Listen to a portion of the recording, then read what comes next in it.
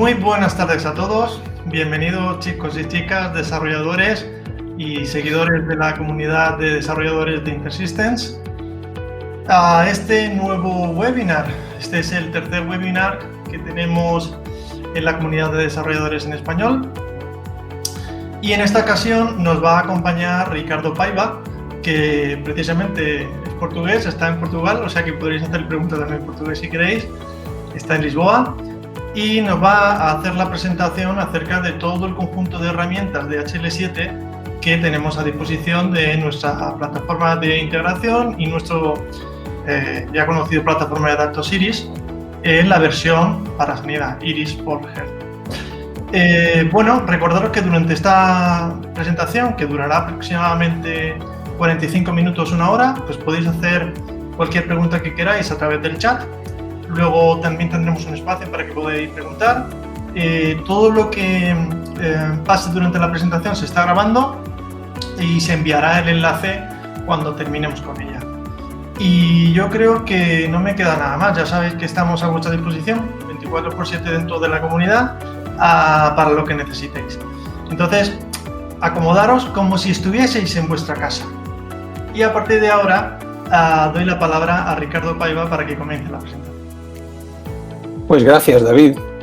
Hola, buenas tardes y bienvenidos a todos a nuestro webinar subordinado al tema HL7V2. Antes de nada, pues presentarme. Yo soy Ricardo Paiva, Sales Engineer en InterSystems Iberia y llevo alrededor de unos 10 años en InterSystems. A lo largo de este tiempo, pues me toca ayudar a nuestros clientes actuales y potenciales en sus procesos de negocio. Y me refiero a procesos de negocio que cruzan a múltiples sistemas o aplicaciones y, por lo tanto, ayudar a nuestros clientes desde un punto de vista de integración, de interoperabilidad, siempre respaldados en lo que es la tecnología de InterSystems. Nos ponemos en la agenda que tenemos para hoy, pero antes de ello me gustaría hacer dos comentarios. Primero, es que somos conscientes de que hoy tenemos a una asistencia un poco, digamos, heterogénea. Es que hay gente que son expertos en interoperabilidad sanitaria, incluso expertos en lo que es la plataforma de InterSystems. Y por otro lado, tenemos a gente que están ahora mismo empezando en el mundo de la interoperabilidad sanitaria y hay gente que no ha visto nunca a la plataforma de InterSystems. Por cierto, hay contenido para todos. Pero quizás a los más expertos os pido un poco de paciencia y iremos despacio. Un otro comentario que tiene que ver con la plataforma. Es decir, me voy a referir a lo largo de estos minutos a plataforma en términos genéricos. Es que todo lo que vamos a mirar aplica bien a InterSystems Iris for Health y bien a Share Health Connect. Por lo tanto, y para no enfocarme en un solo producto, hablaré de plataforma.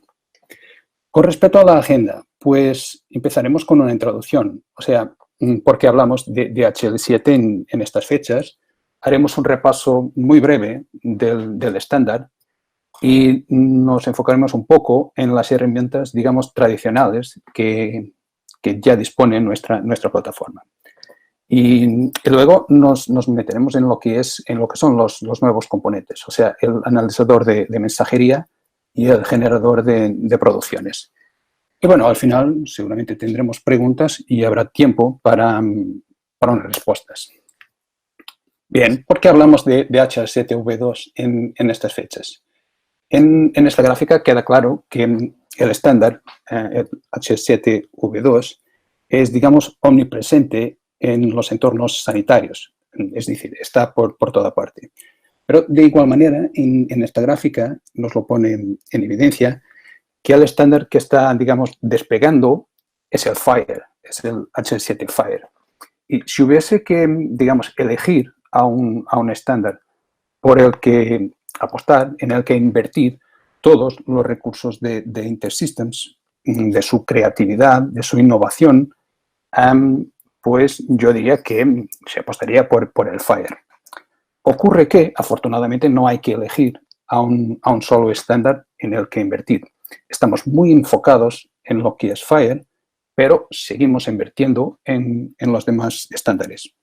Y además somos conscientes de que en muchos entornos sanitarios V2, HL7V2 va a coexistir con FHIR.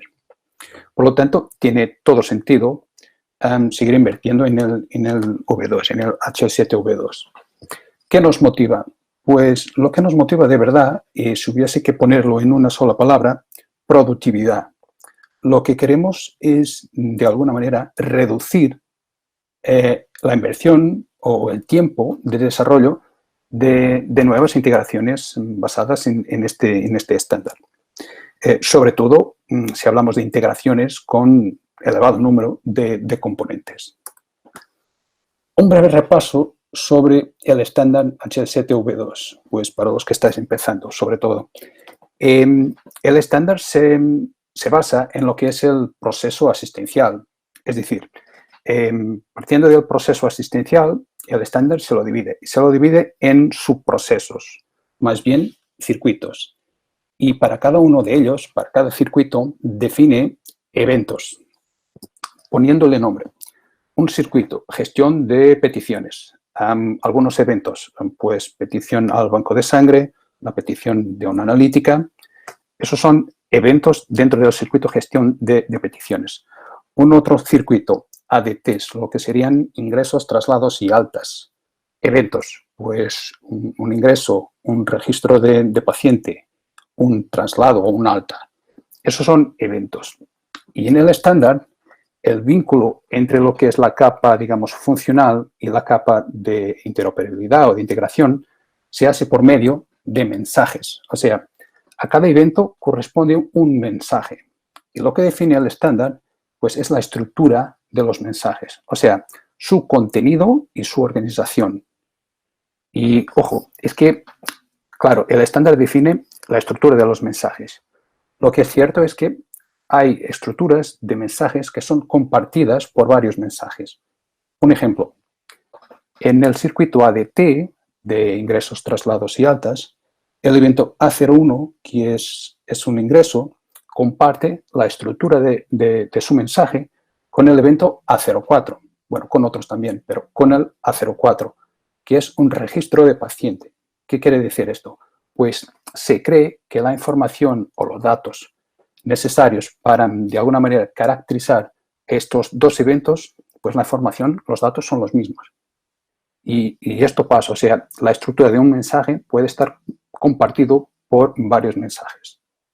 El estándar no es, digamos, cerrado, es extensible. Es decir, si en una integración dada estamos delante de un mensaje o de una estructura de mensaje que caracteriza un evento dado, si necesitamos de ponerle más información, más datos de lo que contiene la estructura, pues podremos hacerlo mediante el uso de segmentos de tipo Z. Comentaros un par de cosillas con respecto a implantación. La codificación de los mensajes HL7 suele hacerse mediante el estándar, digamos, R7, que es, la verdad, texto plano, donde los campos en los segmentos va separado por pipes. No tiene que ser así. La verdad es que la codificación se podría hacer o se puede hacer incluso mediante XML. Y hago un inciso para comentaros que en la comunidad de desarrolladores tenemos a un proyecto muy interesante que es el proyecto de las ITBs que nos permite, digamos, navegar entre estos dos digamos, estándares de codificación de los mensajes, o sea, de R7 a XML y de XML a R7. Y lo podéis encontrar en la comunidad. Un par de cosillas más con respecto a la comunicación. El estándar nos propone que la comunicación de los mensajes pues, se haga mediante TCP, el protocolo TCP, y mediante el protocolo, más bien MLL, para la comunicación. No tiene que ser así, claro, se puede hacer mediante ficheros, mediante FTP, HTTP, pero lo más usual es que sea basado en TCP. Y a continuación de esto, o sea, vinculado al hecho de enviar mediante TCP, el estándar nos dice que si un sistema envía un mensaje hacia un destino dado, ha de recibir un comprobante de entrega. Es decir, hay garantía de entrega, o debe existir garantía de entrega de los mensajes a su destino. Si el mensaje entregue al destino pues ha validado bien, con éxito, al final el origen recibirá un ACK. Si el mensaje enviado en su destino pues tras la validación puede haber fallado, lo que va a recibir, el comprobante que va a recibir el origen es un NAK. Y eso es un poco lo que es el estándar. Enfocándonos en lo que es la estructura de los mensajes, y es lo que la verdad importa a la hora de validar el mensaje, pues esta diapositiva nos lo pone claro. A un mensaje, o para todos los mensajes, tendremos por lo menos un segmento, y en cada segmento tendremos por lo menos a un campo. A un campo dado corresponde un tipo de datos. En este tipo de datos puede que haya datos, digamos, preconfigurados, o sea, tablas maestras.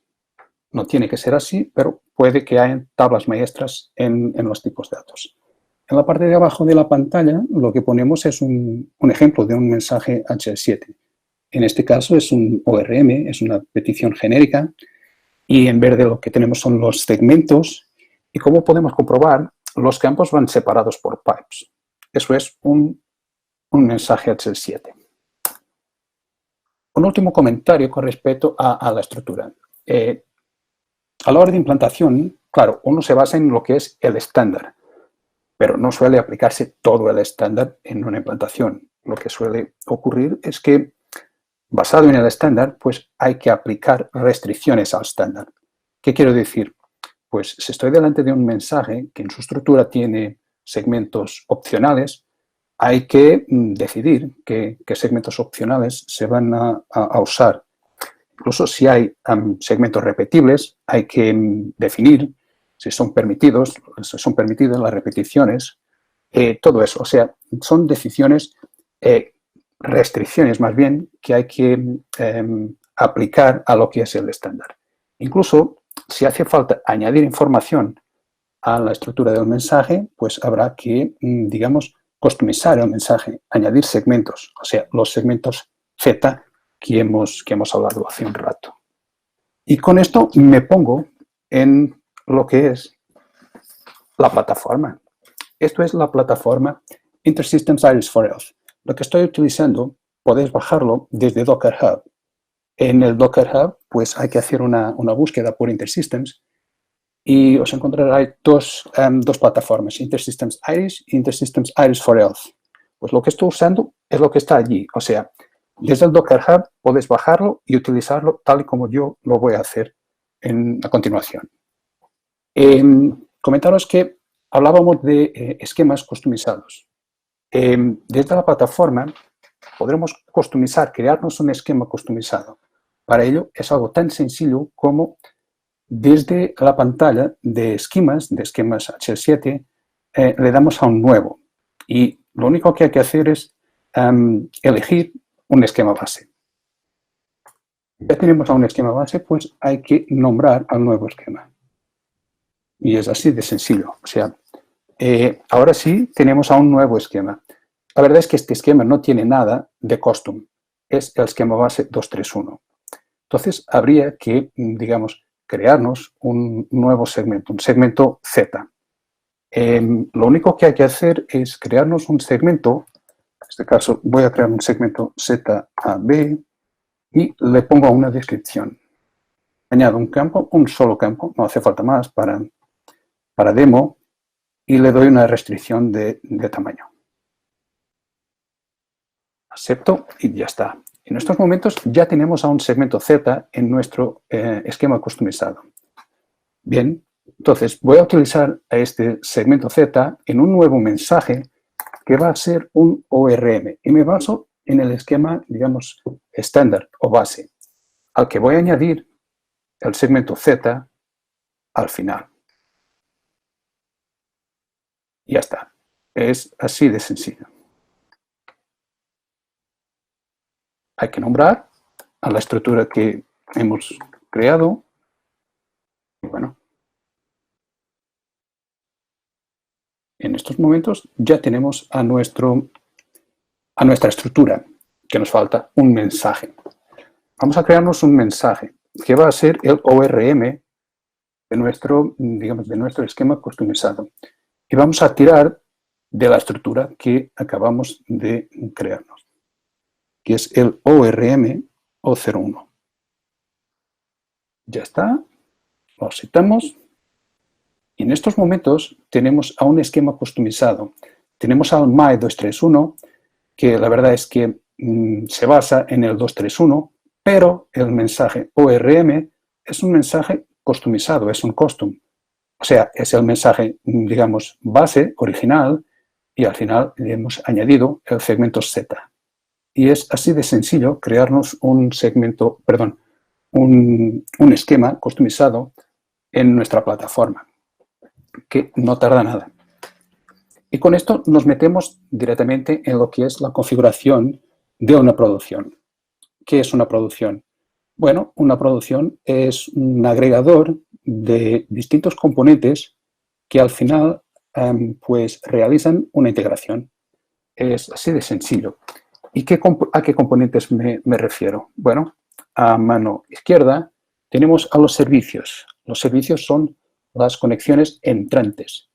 A la mano derecha lo que tenemos son las operaciones, o sea, las conexiones salientes.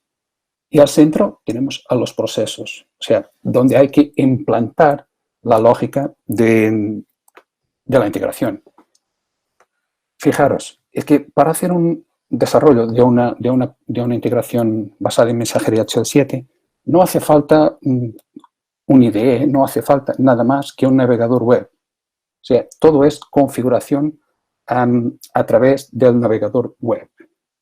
Vamos a mirar lo sencillo que es añadir componentes a una integración HL7.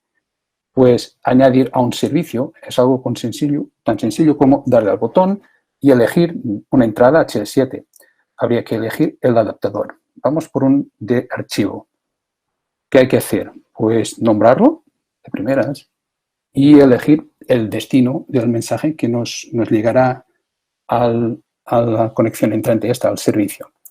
Y podremos crearnos un nuevo enrutador en simultáneo con el servicio o bien elegir a un enrutador de los que ya tengamos en la producción. Claro, se puede hacer, no hacerlo ahora y hacerlo más tarde, como todo lo que es configuración. Habrá también que elegir el esquema ante el cual queremos validar los mensajes que llegan por esta conexión entrante. Y claro, hablamos de un adaptador de ficheros, donde hay que decirle la carpeta donde buscar, donde coger a los archivos. Y es así de sencillo. Si hubiese que añadir a un proceso, pues sería igual. Un enrutador, decimos, habría que nombrar a la regla que habría que crear y habría que nombrar también al enrutador, al propio enrutador. Y nada más. Ya tenemos un enrutador, vamos a mirarlo. ¿Qué permite hacer el enrutador? Bueno, el enrutador es donde aplicamos la lógica, o sea, la lógica de negocio, la regla de negocio. Hablamos en regla y lo que tiene un enrutador es una regla, más bien un rule set, o sea, un conjunto de reglas. En este caso tenemos a dos reglas. Y una regla lo que tiene, pues restricciones. Nos permite establecer restricciones en base al origen, en base al esquema y en base al mensaje que nos llega. Si la restricción se cumple, la restricción, pues tendremos o podremos tener condiciones. En las condiciones lo que suele hacerse es mirar al contenido del mensaje, o sea, a la lógica de negocio. En este caso estamos mirando al MSH del mensaje y comprobando si su contenido corresponde con lo que, digamos, esperamos. Si sí, pues enviamos el mensaje hacia un destino, a una operation, en este caso al to pharma, y le ponemos a una transformación. O sea, el mensaje que me llega al origen no es el mensaje que voy a enviar al destino. Voy a, digamos, transformarlo. Y en cuanto lo haga, pues salgo del rule set. Es decir, no voy a evaluar las reglas que se siguen. En la regla de abajo lo que tenemos es una restricción y si se cumple la restricción, pues le doy a una condición, digamos, universal. Es decir, si cumplo la restricción, voy a aplicar la transformación y a enviar el contenido que sale de esta transformación hacia el toPass, a la operación toPass. Bueno, vamos a mirar cómo podemos, digamos, definir a una transformación de datos en la plataforma. Y el editor gráfico de transformaciones de datos es así. Y es así de sencillo hacer una transformación, que nos pone el objeto origen y el objeto destino. Y me refiero a objeto, y soy consciente que en este caso lo que tenemos son dos mensajes HL7. Pero el editor de transformación de datos nos permite transformar cualquier objeto transformable de la plataforma. ¿Y qué hay que hacer? Pues algo muy sencillo, es arrastrar lo que importa del origen hacia el destino. Si hace falta añadir alguna acción, digamos, más compleja, pues tenemos a nuestra disposición algunas acciones. Además del set, del append, del delete y todo eso, los if, los for each, los bucles, incluso si hace falta poner a un script de código o de SQL, pues tenemos a nuestra disposición las acciones para hacerlo.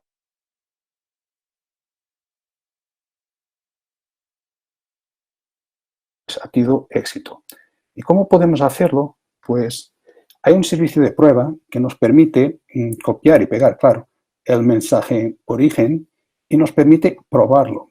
Y probándolo, lo que nos pone en la parte de abajo de la pantalla es el mensaje, digamos, destino y nos señala los segmentos donde hay cambios.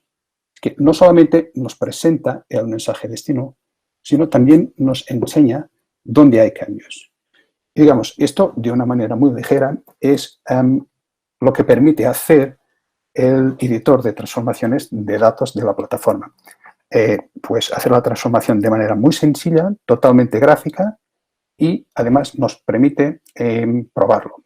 Volviendo a la regla, lo último que os quiero comentar tiene que ver con la posibilidad de probar la regla. Es que no se necesita desarrollar toda una producción para probar las reglas. Se puede probar desde el asistente de prueba, desde el servicio de prueba. Lo único que hay que hacer es pues darle el origen y rellenar un formulario muy sencillo donde hemos de poner el mensaje que queremos probar y el doctype, o sea, el esquema y el mensaje que vamos a recibir. Y con esto se ejecuta la prueba y nos pone claro lo que resulta. En este caso, lo que resulta es un envío a la operación toPass y lo que hacemos es una transformación. Aquí está. Y abajo lo que nos pone es que en la restricción primera pues falla, en la segunda sí que pasa y se le aplica digamos, una condición universal. Y esto es lo sencillo que es desarrollar o configurar, si queremos, un proceso, un enrutador HL7. Por último, enseñaros también lo sencillo que es crearnos una operación HL7. Pues lo único que hay que hacer, tal y como en los servicios, elegir el adaptador. En este caso vamos a ponerle un adaptador TCP y lo único que hay que hacer es darle el IP y la puerta, nada más. Es así de sencillo. Y con todo esto ya tenemos a nuestra producción. O sea, tenemos a una producción que nos permite coger archivos HL7 de una carpeta, manejarlos, transformarlos y enrutarlos hacia un destino dado. Vamos a probarlo. Con un mensaje, voy a probarlo. Voy a poner un mensaje en el ER, en la carpeta ER, que es precisamente donde estoy cogiendo los ficheros para probarlo. Y vamos a mirarlo desde el visor de mensajería de la plataforma.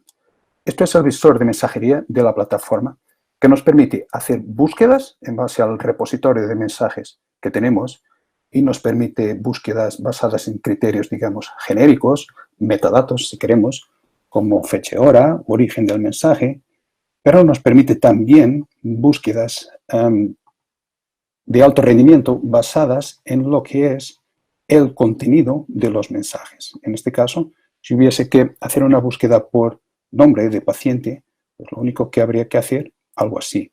Y se necesitan más campos de búsqueda que los que tenemos por defecto, lo único que hay que hacer es añadirlos a la tabla de búsqueda para permitir entonces hacer las búsquedas de alto rendimiento.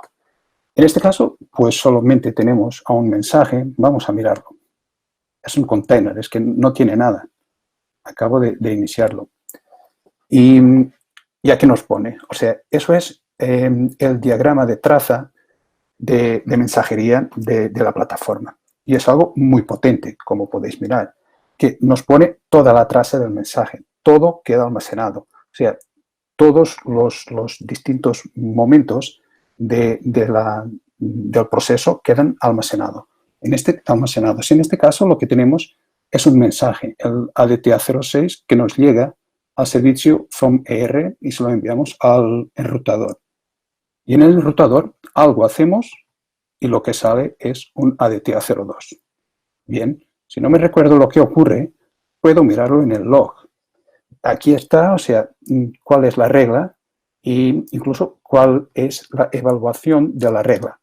Entonces, si no me recuerdo, puedo entrar en la regla, mirarlo, tocarlo, cambiarlo, incluso en caliente, y lo grabo y al mensaje siguiente pues se aplicará la nueva regla.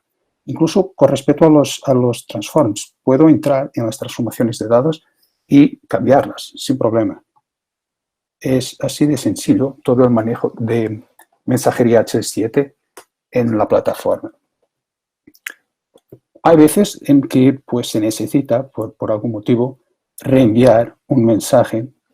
Y para hacerlo, para reenviar un mensaje, lo único que hay que hacer es buscarlo, claro, mediante los criterios de búsqueda, y reenviar. Es así de sencillo. Incluso se puede cambiar el destino al que enviamos el mensaje o mantenerlo. Y se puede incluso también tocar al contenido del mensaje. Es decir, si uno tiene que hacer algún cambio en el contenido del mensaje, pues puede hacerlo. Y esto es un poco lo que os quería enseñar con respecto al caso de uso más genérico, es decir, donde todo es, en una integración, todo es mensajería HL7. Pero no siempre es así. Es decir, hay casos de uso donde parte de la integración sí se hace mediante mensajería HL7 y hay otros componentes que quizás manejan otros estándares. Uno de los casos de uso, digamos, más recurrentes es el que os voy a enseñar ahora. En un sistema dado, en este caso en un sistema HIS, se genera un mensaje HL7. ¿Vale? Nos ponemos en el visor de mensajería y ya está. Se genera un mensaje. Y el mensaje que se genera es en este caso, un ADT A01. Y el caso de uso, pues, es lo siguiente. El HIS genera un dato, un conjunto de datos, que están en el ADT A01, y lo que hay que hacer es coger a esta información, a estos datos, y enviarlos a un repositorio Fire. ¿Y cómo podemos hacerlo de manera, digamos, muy sencilla? Pues tal y como os enseño, es decir, nos llega un HL7 al servicio from HIS. Se lo enviamos a un proceso, a este proceso HL7 to SDA.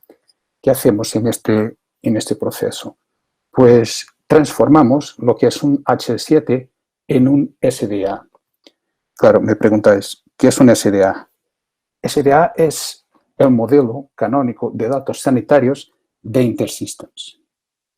Y lo que hacemos es transformamos el HL7 a este formato, porque tenemos transformaciones que forman parte de la plataforma y que nos permiten transformar a HL7, a mensajería HL7, a SDA.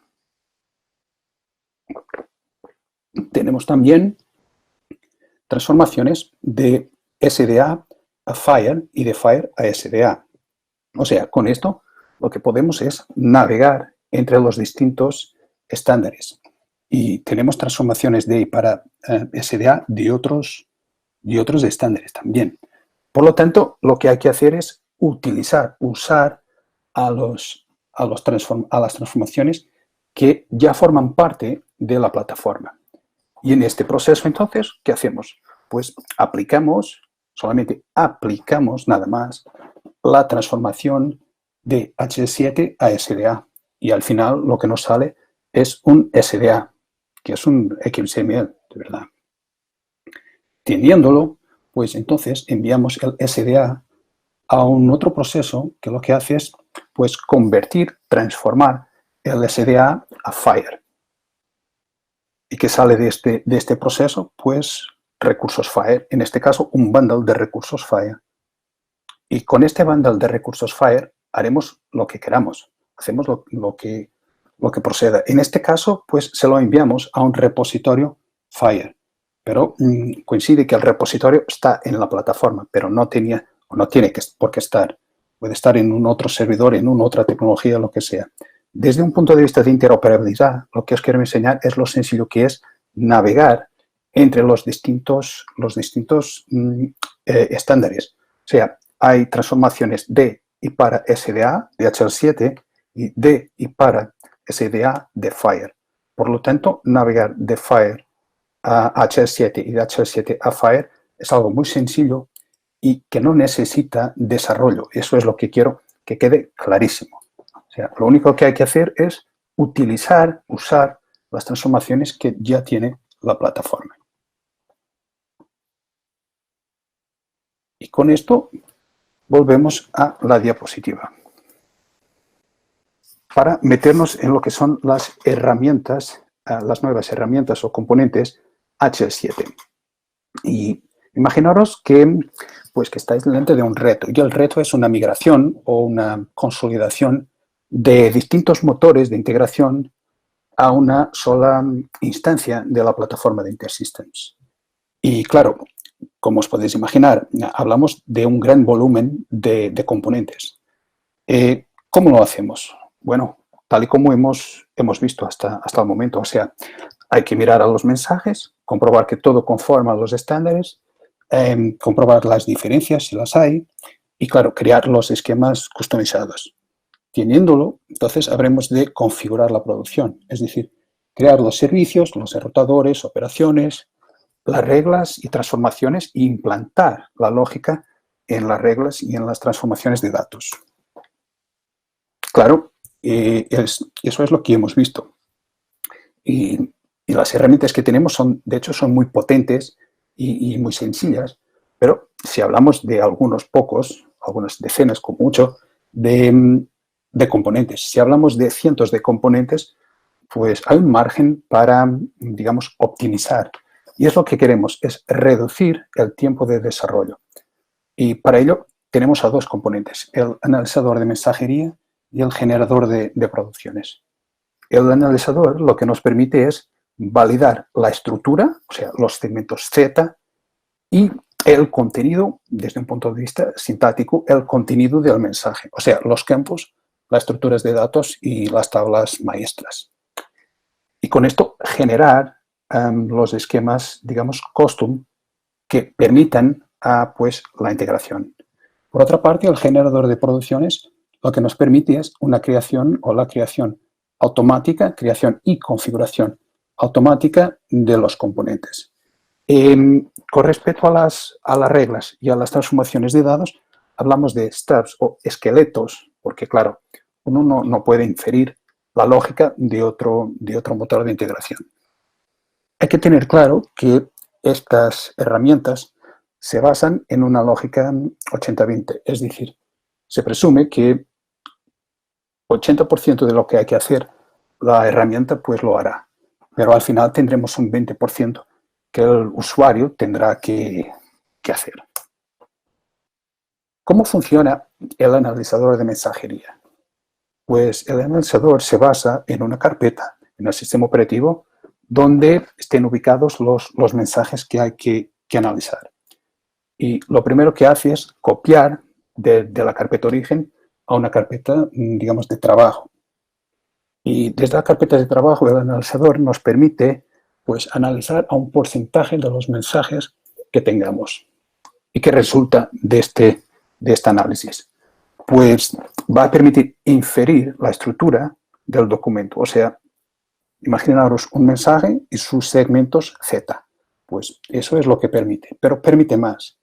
Permite cambios digamos, al esquema base para que nos permitan validar los mensajes que tengamos en nuestra carpeta de trabajo. Imaginaros que tenemos mensajes donde un campo mandatorio está vacío, o que un dato no coincide con el maestro, o que hay demasiados campos o campos demasiado largos. Pues lo que nos permite el analizador de mensajería es precisamente producir estos cambios en el esquema base, de manera que al final tengamos un esquema custom que permita validar todo esto. Con respecto al generador de producciones, lo que nos permite, claro, es la configuración de una producción con todos, digamos, sus elementos y con los esqueletos para reglas y transformaciones de datos. El generador de producciones se basa en dos archivos de configuración. Un archivo con los ítems, o sea, donde por fila tendremos que poner los ítems que queremos tener en nuestra producción, y el fichero está, digamos, hecho por columnas. Hay columnas, la configuración más bien, está hecha por columnas. Hay columnas requeridas y hay columnas opcionales. Y eso está perfectamente documentado. Tenemos también a columnas custom que nos permiten, de alguna manera, usar su contenido más adelante en el fichero de configuración. Con respecto al fichero de configuración, nos permite pues, definir lo que es la configuración de una producción, nombrar a los distintos elementos. Para ello nos permite definir variables de usuario y, muy interesante, nos permite hacer override de la parametrización de los elementos. Ya miraremos cómo funciona todo esto con una demo. Al ejecutar el generador de producciones, pues vamos a generar la producción y sus elementos. Hay que tener en cuenta algunas reglas que están, digamos, implícitas. Con respecto a los enrutadores, vamos a tener un enrutador por servicio. Con respecto a las reglas de los enrutadores, vamos a tener una regla por conexión, servicio, operación. Y la regla es algo muy sencillo. Tendremos a una condición, digamos, universal y tendremos a una transformación y a un envío hacia la operación. Esta es, digamos, la regla. Con respecto a las transformaciones de datos, lo único que nos pone, que no es poco, claro, es el objeto origen y el objeto destino. Y se asume o se presume una copia del origen hacia el destino. Cuando lo ejecutamos al generador, la primera vez, pues nos crea la producción. Si tocamos a los ficheros de configuración, yo qué sé, a quitarle una fila, pues al ejecutarlo una segunda vez, lo que hace es actualiza, pero no va a quitar elementos. O sea, los elementos que ya no están en el fichero de ítems, no los va a eliminar de la producción. Y eso debe quedar claro. Y con esto me pongo en el terminal. ¿Y por qué? Porque las herramientas estas van por línea de comando. Es decir, son paquetes que están ubicados, que os enseño dónde, en la clase Ensleep Interrupt Tools HL7, y dentro de este paquete lo que tenemos son las que llamamos herramientas de productividad. En este caso, vamos a iniciar de modo iterativo el analizador de mensajería. Pero antes os quiero compartir con vosotros el mensaje que tenemos en nuestra carpeta origen. Tenemos solamente un fichero, es un fichero para prueba, es un archivo, un mensaje HL7. un mensaje HL7, un ORM en este caso, que se basa en el esquema 231. Y si si hubiese que validarlo contra el esquema este 231, pues fallaría. ¿Y por qué? Porque tiene un segmento Z, como lo vemos al final. En el segmento OBR tenemos a un valor que no forma parte de la Code Table o tabla de maestros de esta estructura de datos. En el segmento ORC, en el campo 2, tenemos a un campo repetible en un campo que no se repite, y en el PID, en el campo 2, tenemos a un elemento que no forma parte de la Code Table, de la tabla de maestros que corresponde, y además tenemos a un campo, el campo 3, que es demasiado largo. O sea, tenemos a un mensaje HL7, a un ORM, que es de todas maneras erróneo para el estándar, para el esquema 231. Entonces, nos metemos en nuestro analizador de mensajería y lo primero que nos pide es dónde vamos a tener nuestra carpeta de trabajo. Yo le voy a poner la carpeta de trabajo.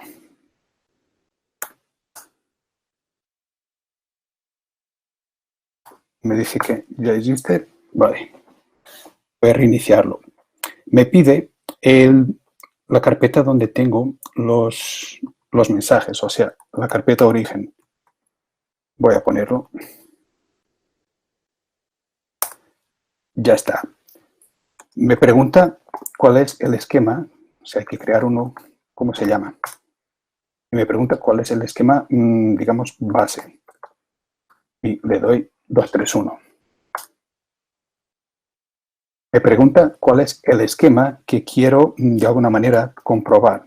Le digo que es un ORM o 01. Me dice que no existe, claro, en este esquema MY231, y me pregunta si hay que basarlo en el estándar. Le digo que sí. Y en estos momentos ya tenemos al analizador de mensajería configurado. Es decir, se copió los mensajes, y en este caso solamente teníamos a un mensaje en la carpeta origen, pues se lo copió a la carpeta de trabajo.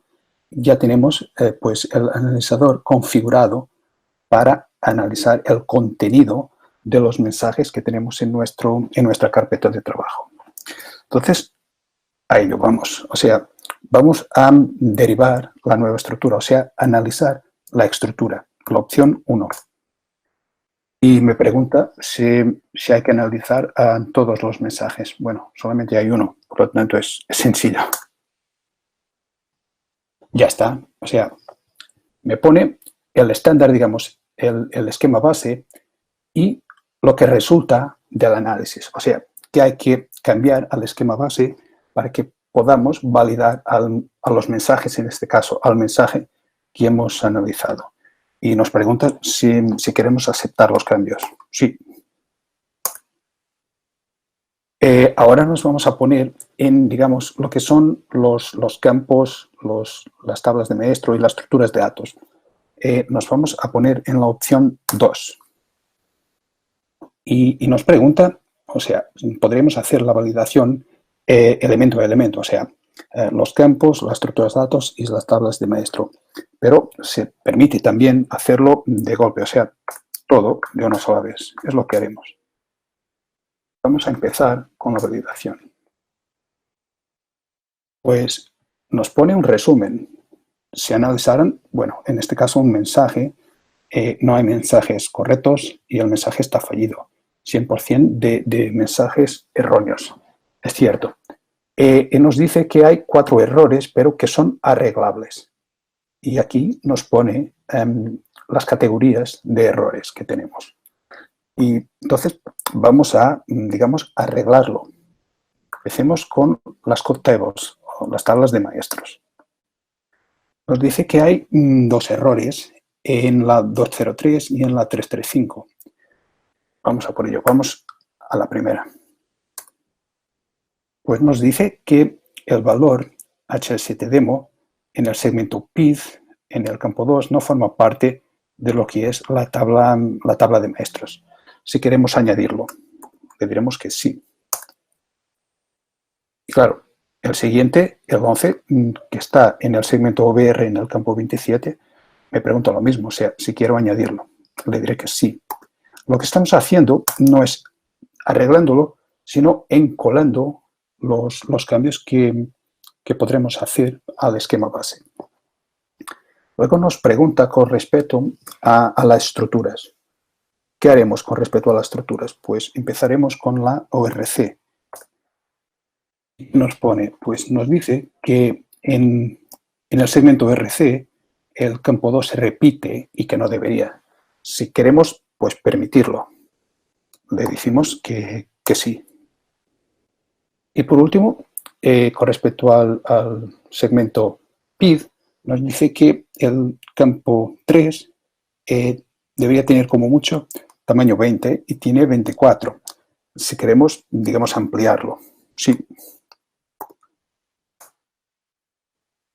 Al final, y aquí está, estos son los cambios que tenemos encolados, o sea, que podremos aplicar al esquema que estamos, digamos, trabajando, al MY 231.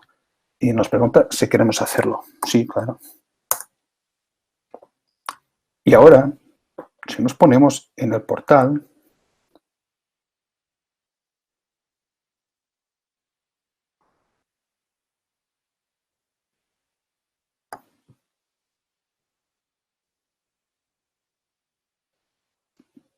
vamos a mirarlo. Y aquí está. O sea, ya tenemos a nuestro, digamos, a nuestro esquema customizado, donde hay un mensaje ORM basado en una estructura ORM que tiene el ZAB y, claro, que en los segmentos, vamos a mirar al PID, que en los segmentos que hemos visto, por ejemplo, en el PID, en el campo 2, bueno, empezaremos con el campo 3. En el campo 3 el tamaño es 24, si os acordáis, el que tenía era 20. En el campo 2 teníamos al cambio de la tabla de maestros. Entonces, nos dice que hay una estructura de datos que es, digamos, custom de este esquema. Nos metemos en ella y podemos comprobar que en el componente 5 tira de una tabla que es custom también, una tabla de maestros que es custom. Vamos a mirarlo y aquí está. Lo que tenemos es el esquema que nos permite validar a los mensajes, en este caso al mensaje, solamente uno, que hemos analizado. Pero imaginaros que no tenemos a un solo mensaje, sino a miles de mensajes. Pues el analizador sí que es una herramienta bastante potente y que nos permite al final pues reducir bastante lo que es el análisis de mensajería a la hora de una migración o de una consolidación. Lo último que me gustaría enseñaros tiene que ver con la posibilidad de mirar a los cambios. La opción 3, y de esta manera miramos a todas las opciones del analizador, nos permite hacer un listado de los cambios. Vamos a hacer un listado de todos los cambios y nos permite hacerlo o bien para fichero, para un reporting fichero, o bien en pantalla. Pues lo ponemos en pantalla y podemos mirar todos los cambios que hicimos al estándar. O sea, nos basamos en el esquema estándar 231 y que hemos cambiado para tener a nuestro MY 231. ¿Vale? Y esto es el analizador de mensajería. Ahora me gustaría compartir con vosotros lo que es el generador de producciones. No sin antes os enseñar, para que vean que no hay magia, os enseñar que en nuestro namespace demo 2, que es donde estamos, no hay producciones. Es decir, hay una producción que es la producción por defecto que tiene la plataforma, pero no hay más producciones. ¿Vale? Volviendo al terminal, vamos a definir los dos ficheros de configuración que vamos a mirar. Son ficheros CSV. Los vamos a mirar en Excel. Y claro, lo que hacemos es generarlos en Excel y guardarlos como CSVs. Ya pondré el comando para generar la producción. Ahora nos metemos en la Excel. ¿Qué tenemos? En la parte de arriba de la pantalla, lo que tenemos es el fichero de configuración, lo que permite, de alguna manera, configurar lo que es la producción. Y una variable que tenemos de usuario, el base package, lo que nos permite es pues, usarlo para nombrar a los distintos elementos. Fijaros, la producción se llamará Hospital Main Production. Es el nombre que daremos a la producción. Con respecto a los servicios, pues la regla es from-bajo el nombre del servicio. ER, en este caso, -- el tipo, o sea, file. Seguramente tendremos a un servicio from ER file. ¿Vale? Con respecto al fichero de configuraciones, comentaros que estamos haciendo un override al parámetro alerta si error. Pues el alerta si error saldrá, digamos, activado. En la parte de abajo de la pantalla lo que tenemos es el fichero de ítems, donde hay que poner por fila los ítems que queremos configurar y sus datos de configuración. Es así de sencillo, o sea, no hay mucho que decir. Y lo que hay que tener en cuenta es que hablamos de un fichero de configuración de ítems que tiene tres líneas, pero imaginaros una producción con cientos de componentes. Claro, sería, digamos, más eficiente hacer una Excel con esta información que configurar ítem por ítem. Y bueno, ahora que ya tenemos a nuestros ficheros de configuración listos, lo que hay que hacer es algo muy sencillo, es ejecutar al generador de producciones, que una vez más está ubicado en Ensleep Interop Tools H7. En este caso lo que tenemos es la clase Production Generator y el método Load, y es lo que hay que hacer, o sea, de manera a generar la producción. Vamos a mirar si todo ha ido bien. Sí. Ups. Y sí, todo ha ido bien. O sea, tenemos al servicio from ERFile, que os comentaba hace un rato. Me gustaría, además de lo que son los parámetros de configuración, enseñaros que el override del alerta si error sí que está activado en el primero y en el otro también. Sí, aquí está. Sí, que está activado en los dos. Hicimos un override de la configuración. Como os comentaba, tendremos a un enrutador por servicio, y es lo que tenemos. Tenemos al enrutador del servicio ER y al enrutador del servicio Lab. Vamos a mirar al enrutador del servicio ER. Tiene dos reglas, ¿vale?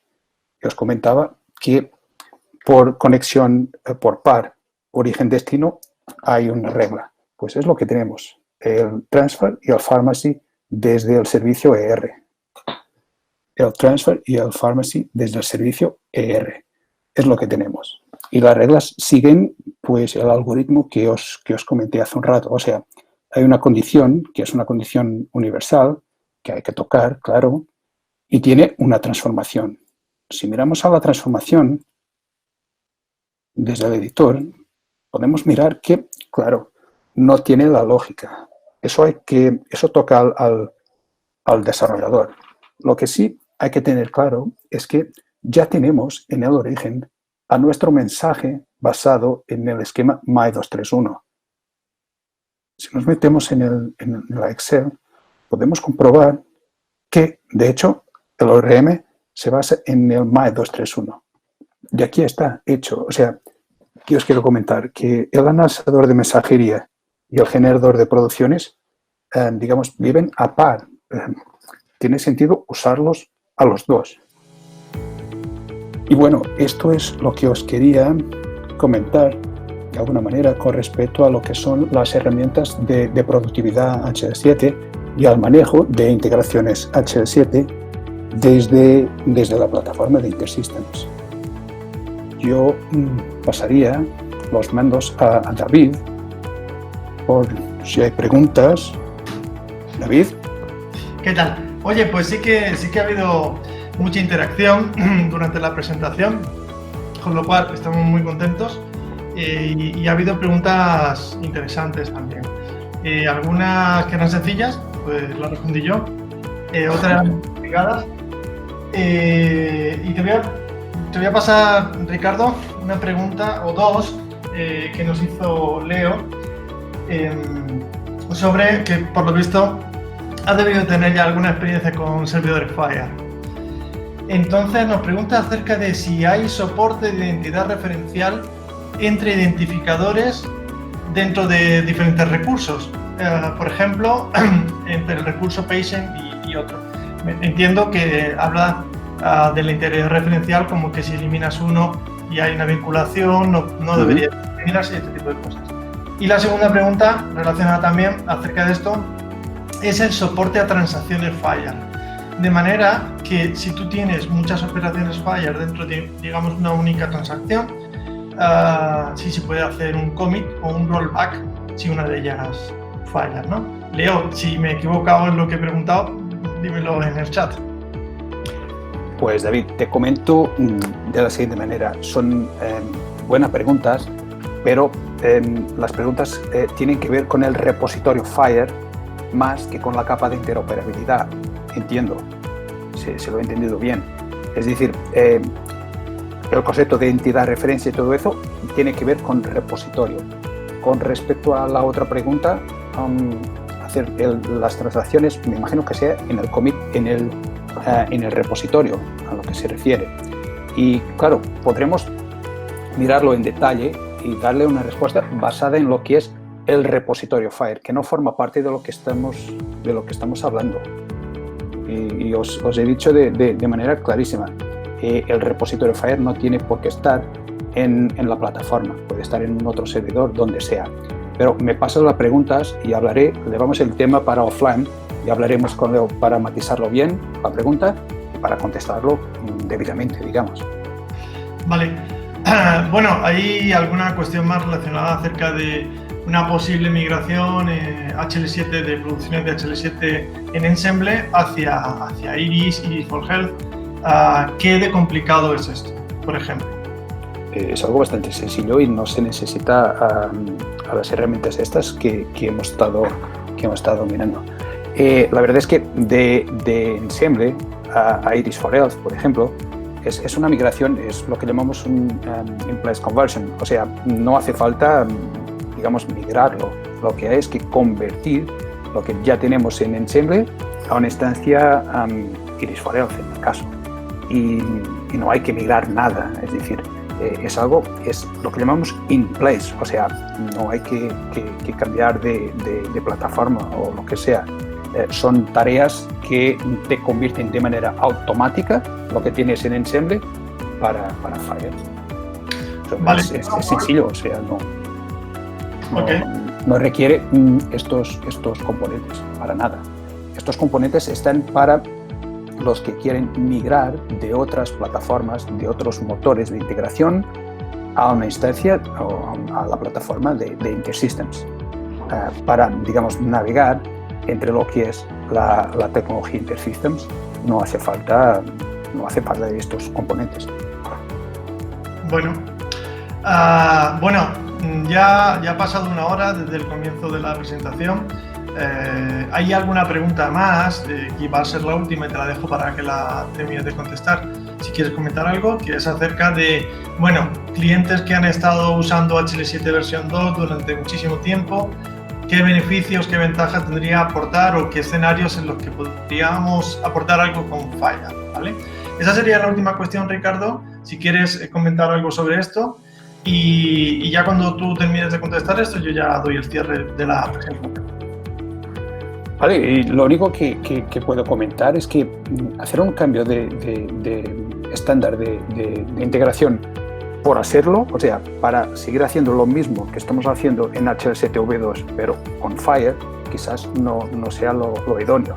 Lo idóneo es utilizar Fire y que sí cubre los casos de uso de HL7V2, pero ampliar su uso, es decir, hacer otras operaciones, llevarlo a plataformas móviles.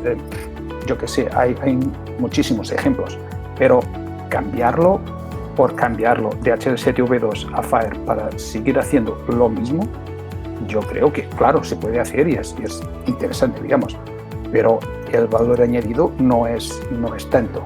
Lo suyo es invertir en ello y llevarlo un paso más allá. Correcto. Hay que encontrar los escenarios donde aplicarlo y donde aporte algo suficientemente interesante como para dedicarle tiempo y hacerlo. Vale, bueno, yendo con este tema de Fire, precisamente, que como sabéis todos, funciona sobre API REST, precisamente el webinar pasado fue sobre nuestro API Manager. De manera que creo que tiene mucha relación el poder disponer dentro de la misma herramienta de capacidad de API Fire y además de poder gestionar esas APIs con una plataforma completa de gestión de APIs, ¿no? Entonces, como había dicho antes, ya se nos acabó el tiempo, a mí se me ha pasado volando. Muchísimas gracias a los asistentes y por la participación que habéis tenido, que me ha gustado mucho.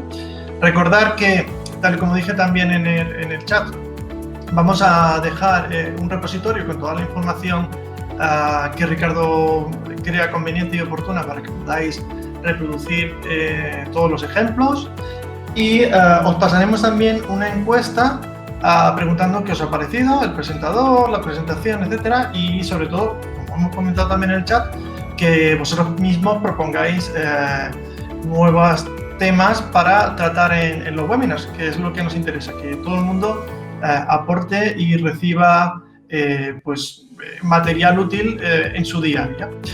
Y nada más, con esto ya termino y muchísimas gracias por la asistencia. Nos vemos en el próximo webinar. Hasta luego.